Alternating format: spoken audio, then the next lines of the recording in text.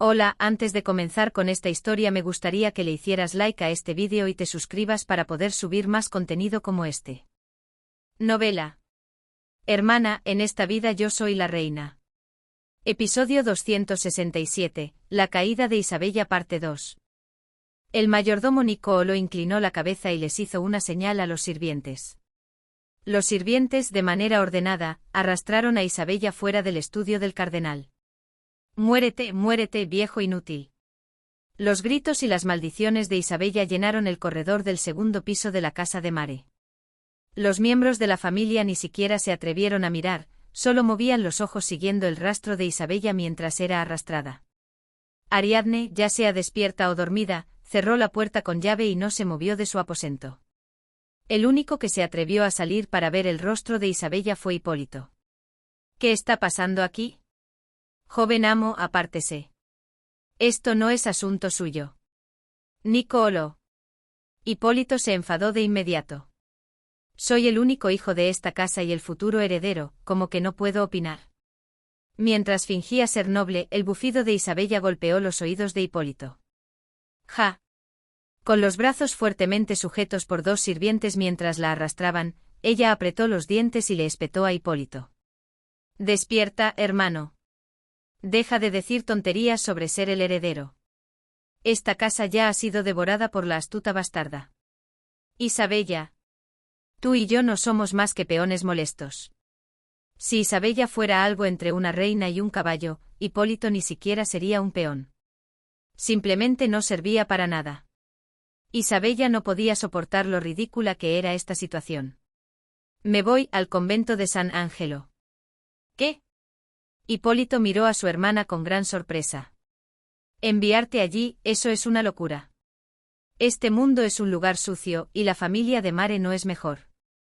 Hipólito ya había oído hablar de la mala reputación del convento de San Angelo. Era un lugar donde circulaban rumores espantosos de que las monjas se ganaban la vida cosiendo debido a la escasez de alimentos, y si eso no era suficiente, cazaban ratas para llenar sus estómagos. Intentaré convencer a nuestro padre de alguna manera, aguanta un poco. Ja, ja, ja. Isabella se rió a carcajadas. Gracias solo por decirlo. Pero la sonrisa torcida que apareció en sus labios no desapareció. Pero tú no tienes esa capacidad, hermano. Mientras Isabella charlaba, sujetada por los brazos por dos hombres robustos, un carruaje negro llegó frente a ella. Era un carruaje de aspecto siniestro pintado completamente de negro y con una de las ventanas tapiada con tablas. El mayordomo Niccolò les hizo una señal a los sirvientes. Ellos abrieron la puerta del carruaje y empujaron a Isabella dentro. No termines como yo, ten cuidado con la bastarda. Isabella le gritó a Hipólito, riendo sin parar. Su tono era indistinguible entre un consejo y una burla. Si te metes con ella, no quedará ni un hueso de ti. Van. Uno de los sirvientes cerró la puerta del carruaje en el que Isabella había subido. No, espera un momento. Hipólito le suplicó al mayordomo Niccolò. Isabella tiene equipaje, no debería tener tiempo para recoger sus cosas y despedirse de sus amigos. El mayordomo Niccolò le respondió a Hipólito con rigidez. Joven amo. Es una orden de su eminencia. Pero la decencia humana. Su eminencia le ha quitado el apellido de Mare a la señorita. ¿Qué? El rostro de Hipólito palideció. ¿La ha expulsado de la familia? El mayordomo asintió. Sí, así es. El mayordomo no añadió la historia de que el cardenal le había cortado el pelo y se lo había arrojado. Si el hijo mayor no se daba cuenta de la seriedad del cardenal y caía en desgracia ante los ojos de su padre, eso era su propia habilidad y su propio destino. Van. Mientras tanto, dos sirvientes terminaron de clavar tablas en la entrada del carruaje en el que Isabella había subido. El carruaje en el que viajaba se había convertido en una fortaleza inexpugnable de la que no podría escapar. Joven amo, el carruaje debe partir ahora. Por favor, entre.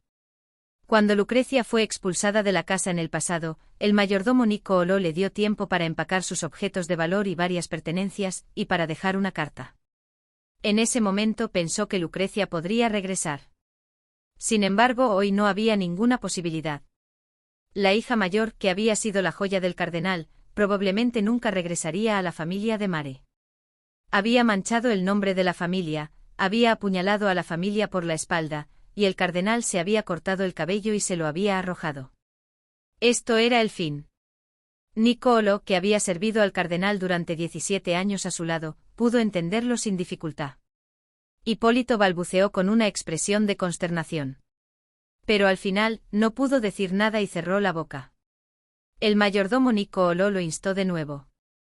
Entre, joven amo. Hipólito no pudo decirle nada más a Niccolò y le gritó a Isabella con una voz apenas audible. Iré a visitarte. El carruaje negro ya estaba en movimiento. El ruido de los cascos era fuerte y la distancia era considerable. No estaba claro si Isabella había escuchado la voz de Hipólito. El mayordomo Niccolò pensó que Hipólito había gritado deliberadamente en voz baja, aunque inconscientemente. Para aliviar su culpa, pero sin darle a Isabella falsas esperanzas. O para ser más precisos, para aliviar su propia culpa y no convertirse en un villano que promete visitar a su hermana y luego no aparecer. Niccolò chasqueó la lengua y arrastró a Hipólito hacia adentro. El hecho de que Isabella fuera subida a un carruaje negro y arrastrada rápidamente tan pronto como se tomó la decisión fue un reflejo del deseo del cardenal de manejar este asunto de la manera más discreta posible. Sin embargo, el rumor de que Isabella de Mare había sido expulsada de la familia y confinada en el convento de San Angelo se extendió por San Carlo a la velocidad de la luz. De verdad, al final. ¿Por qué al convento si podían casarla con el duque César? Quizás para mantener el matrimonio de la hermana menor. ¿No sería lo correcto que la hermana menor cediera este matrimonio y la hermana mayor ocupara su lugar, a donde más podría ir Isabella de Mare ahora? Si enviara una hija perfectamente normal a un convento. Para ser sinceros, no está tan normal. Siguieron las especulaciones sobre la razón por la que Isabella no fue enviada a César. Dicen que las dos hijas se llevan extremadamente mal. La segunda hija debió de insistir en que no quería ceder. ¿Pero los padres simplemente lo permiten? Los matrimonios no se deciden por la voluntad de los involucrados. La voluntad de los involucrados es, de hecho, lo último que se considera. Si el cardenal de Mare insiste en cambiar a la hija que se casa y eso se acuerda con su majestad el rey, ¿qué importa lo que digan los involucrados? Una de las damas que charlaba en la fiesta del té abrió la boca con cautela. Es que no fue una decisión de la familia de Mare, sino que el duque César insistió en que no se casaría con Isabella de Mare, ni muerto. El ambiente de la mesa se caldeó de inmediato. Oh, Dios mío, ¿dónde escuchaste eso? Es una historia que salió de los sirvientes del duque, así que es un secreto de verdad. Claro. Cuéntanos. No puede insistir en no casarse sin ninguna razón. La dama que había iniciado la conversación parecía reacia a abrir la boca. Es que es una historia que no se puede contar fácilmente. O entre nosotras, ¿qué importa? Cuando el ambiente de la mesa estuvo a punto de estallar por la frustración, ella, a regañadientes, soltó los detalles. ¿Qué? Isabella de Mare ya tenía una relación profunda con el marqués de Campa y no era virgen. Que él no podía hacerse cargo de una mujer que no era virgen y que el cardenal lo golpeó con un puñetazo cuando se le enfrentó. En ese caso, la historia era diferente. Simplemente que César no le gustara a Isabella y que se negara a casarse porque Isabella no tenía la calificación de una esposa casta, eran dos cosas completamente distintas. La densidad del ambiente aumentó y el volumen de las voces subió. ¡Oh, Dios mío, qué barbaridad! No puede ser. Pero ese rumor existía, que Isabella de Mare era la amante del marqués de Campa. Hubo mucho ruido y luego se calmó, así que pensé que era un rumor infundado. La elocuencia de las mujeres casadas no tenía límites, por muy recatadas que fueran las damas de la nobleza. Pero el hombre que llegó hasta el final con Isabella de Mare, no sabría si era virgen o no. Claro, no tendría más remedio que saberlo. ¿Qué dice el marqués de Campa? ¿Qué va a decir ese hombre ahora? Además, el marqués de Campa se casó con su tercera esposa hace poco. ¿A qué no es ni siquiera un noble arruinado, sino un plebeyo?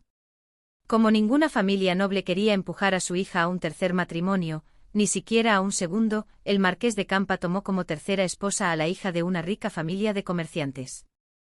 Sí, y esta vez también es una niña que acaba de celebrar su mayoría de edad, dijo que era casi 20 años más joven. Genio y figura hasta la sepultura. TSK, TSK. Pero si es plebeya, es un poco mejor, ¿no? Los plebeyos aran los campos y cosechan nabos desde pequeños, así que son un poco más precoces, ¿no? ¿Verdad? Pero los plebeyos no tienen un debut, celebran una ceremonia de mayoría de edad por separado. Las damas nobles discutieron durante un buen rato sobre la madurez y la capacidad intelectual de los plebeyos, y llegaron a la conclusión de que los plebeyos maduran rápido por las muchas dificultades que pasan, y de todos modos no tendrán la misma discreción que los nobles, así que no sabrán lo miserable que es su situación y podrán vivir bien con el marqués de Campa. En fin, volviendo al tema original. Cuando el marqués de Campa estaba soltero, si le hubiera pasado esto a Isabella de Mare, dirían bienvenida, nueva marquesa de Campa, pero ahora que es un recién casado, ¿qué va a hacer? Tiene que callarse y agachar la cabeza. O si este incidente hubiera ocurrido 1 o 2 años más tarde, la tercera marquesa también habría muerto, así que Isabella de Mare tuvo un momento terriblemente inoportuno. Entonces, ¿el marqués de Campa no la rechazará por ser mayor? Las damas se rieron entre ellas. Vaya, pero Isabella de Mare fue realmente arrastrada al convento de San Angelo. Aunque lo oí con mis propios oídos, no me lo creo. ¿Quién iba a saber que esa Isabella de Mare terminaría así? Realmente arruinó su vida de forma espectacular. Sacudieron la cabeza. Pero tenían una pequeña sonrisa en los labios. La caída de una estrella alta, que apenas se atrevían a mirar, es un placer para todos. Pero entonces, ¿qué va a hacer Ariadne de Mare ahora? Ah. Este es un tema muy difícil. La condesa de Mare evitó la situación de que su hermana mayor le arrebatara a la fuerza su prometido.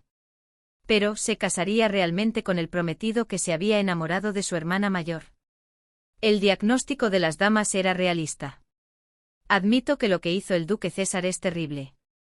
Pero, ¿hay algún hombre en San Carlo que no sea ligero de cascos? ¿Verdad? De todos modos, aunque se casen ahora por amor apasionado, dentro de 10 años cualquier casa tendrá una amante. De hecho, no hay un partido tan bueno como el duque César. Es un pariente real de esa edad, tiene buena apariencia, y es rico. Si rompe con el duque César ahora, ¿con quién se va a casar ella? No hay solteros decentes. Más allá de la escasez, simplemente no existen. No, pero piensen un poco, con todo este alboroto en San Carlo, simplemente se va a casar. Eso también es cierto, es lo mismo que el marido tenga una amante tranquilamente 10 años después del matrimonio, que el prometido tenga una mujer durante el periodo de compromiso, que debería ser el mejor, y que esa mujer sea su propia hermana mayor. Incluso ese escándalo se ha extendido por todo el pueblo. Si es una infidelidad silenciosa, puedo soportarlo, pero si lo pregonas por todas partes, eso es manchar mi reputación. Es una falta de respeto hacia la esposa. La condesa de Mare parece tener bastante carácter, ¿soportará esto? Incluso la condesa de Mare no necesita soportarlo, ¿verdad? No le falta dinero, y el título lo tiene ella. Así es, no está en la situación de tener que casarse para ganarse la vida, como otras, mirando a su padre y a su hermano. Si una mujer pasa la edad de casarse y sigue siendo virgen, seguro que hay gente que la molesta. No será fácil de soportar. Las únicas mujeres que no se casaban de por vida y eran aceptadas como miembros activos de la sociedad eran las princesas reales solteras. Esto significa que una mujer soltera que no tiene intención de casarse nunca, sin el respaldo de un padre que sea rey, no puede ser aceptada en la sociedad. No se suponía que se casarían a finales de este año o principios del próximo. No pospondrán la boda hasta que las cosas se calmen un poco. Cierto. Eso es lo más razonable. Para romper el compromiso, el cardenal de Mare tendría que enviar una carta de ruptura al rey, ¿no? Un compromiso entre familias se rompe cuando el jefe de la familia envía una carta de ruptura. Generalmente el compromiso se anula con solo enviar la carta, pero este compromiso tenía la particularidad de que no se había establecido por acuerdo entre familias, sino por decreto real. El rey tendría que dar su permiso para que el compromiso se rompa. ¿Creen que el cardenal de Mare, estando loco, enviaría una carta de ruptura? Claro, es un compromiso que ha mantenido incluso metiendo a su hija mayor en un convento, así que querrá ver los frutos. No querrá perder la oportunidad de emparentar con la familia real. Toda la capital sabía que el cardenal de Mare era ambicioso y al mismo tiempo, tenía poco afecto por su familia. Y es un compromiso ordenado directamente por Su Majestad el Rey. Su Majestad el Rey, por supuesto, su hijo ha hecho un desastre, pero probablemente no querrá anular este compromiso si puede evitarlo. Así es. Sería revocar su propio decreto, lo que dañaría su prestigio. Realmente tendremos que esperar y ver qué pasa. Te digo que se pasará por alto, has visto la sociedad por 1 o 2 días. Hacemos una apuesta, una apuesta. ¿Qué apostamos? 5 ducados, de que se rompe el compromiso. ¿De verdad apuestas a que se rompe el compromiso? Yo también apuesto, 5 ducados y 10 ducados más, no se rompe el compromiso. Ja, ja, ja, estas personas son increíbles. Yo también apuesto a que no se rompe el compromiso. La cantidad es. Entonces yo. La caída de Isabella y la elección de Ariadne se convirtieron así en el entretenimiento que encendió San Carlo a principios del verano. Y mientras todo San Carlo estaba pendiente del destino del compromiso entre César y Ariadne, uno de los involucrados en el compromiso también estaba prestando más atención al desarrollo de los acontecimientos que nadie. Isabella de Mare fue arrastrada al convento de San Angelo. César, con ojeras hasta la nariz, preguntó a su subordinado. Sí, me enteré de que fue arrastrada directamente anoche. A estas alturas, ya debe haber pasado mucho tiempo desde que llegó al convento. César se levantó de su asiento. Prepara mi caballo de inmediato. Cuando se dirigía a la entrada, se detuvo y se dirigió hacia el baño. No, primero tengo que lavarme. En fin, prepáralo. ¿Va a la mansión de Mare? Sí. El hecho de que Isabella de Mare fuera expulsada al convento era un incidente que mostraba la intención de su futuro suegro. El cardenal de Mare no tenía intención de casar a Isabella con César. Entonces, este era el momento de arrodillarse y suplicar a la persona involucrada. Tenía que ver a Ari.